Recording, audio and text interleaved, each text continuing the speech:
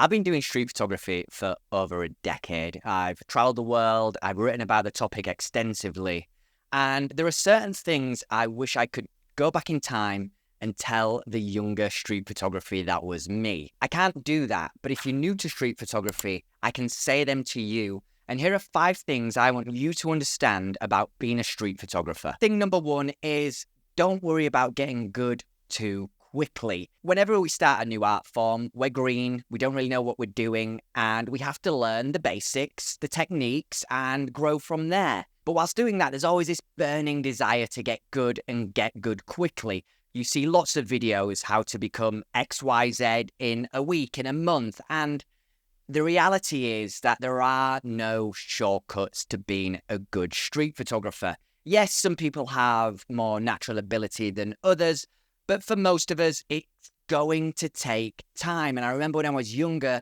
I'd get so frustrated. Why don't my street photographs look like those that inspire me, that I'm influenced by? And I'd start to get down and I'd get a little bit down in the dumps, feel sorry for myself, and maybe not put as much effort into it. So if I could go back and say, hey, don't worry about this. This is a long-term thing. It's your passion.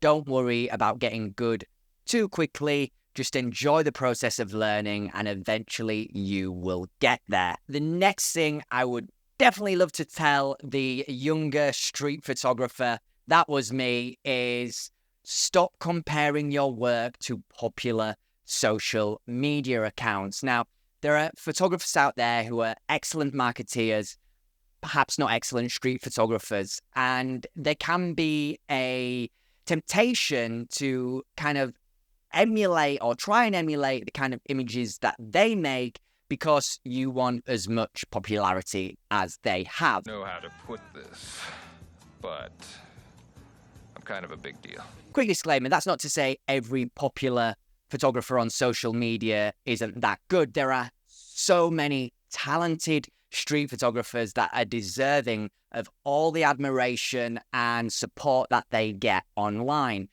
But sometimes it can be hard to differentiate, and you may look at a particular piece of work and be like, if I do that, then I will get this. And the downside to that is it's a barrier to you developing your own photographic voice within street photography. So block out all that. Don't just look at follow accounts and say that's what you need to do. Instead, take time to do your thing and get people to fall in love with that.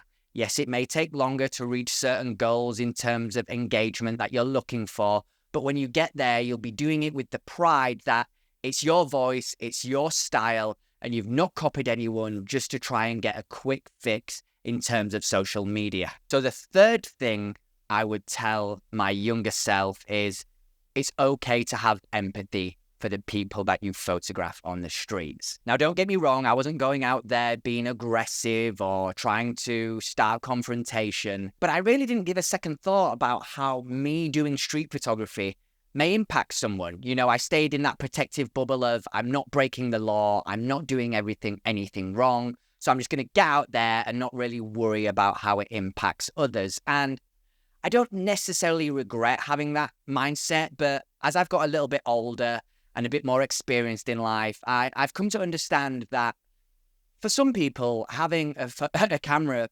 put in their face from a stranger on the street when they're going about their day may just not be something that they want to happen. And the way I've adapted is by adapting my demeanor. You know, I'd be very in and out there, kind of, you can't catch me. That worked at the time, but now I'm more kind of gentle in my approach. I wear a smile on my face. I try and give a compliment where I can if someone does kind of have that look of, hey, what's going on here?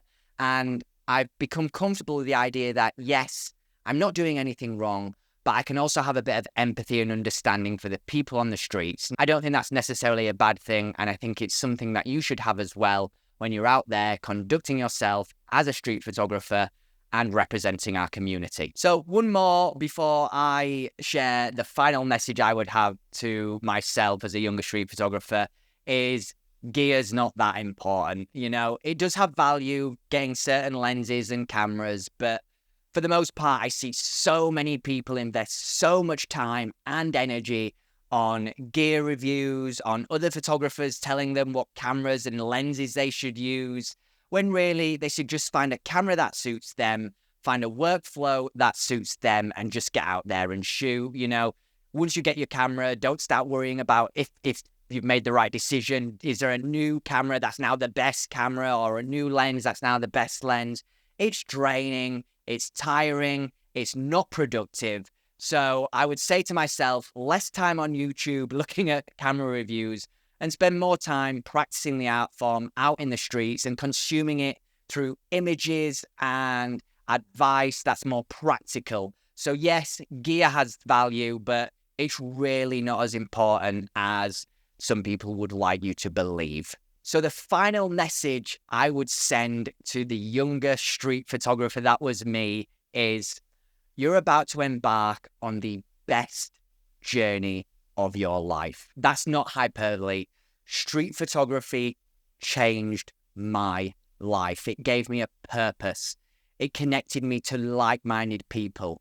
It encouraged me to explore the world. I've been to over 50 countries, over several continents, and I've been doing that for the past 6 years. And the inspiration and the foundation of all of that was street photography. It has opened up so many doors. It's given me a career in writing. It's helped me have some of the best experiences, from going to cool cities, cool hotels, making friendship with people who were once strangers, and just having a great experience on this short time that I get to experience life. Okay?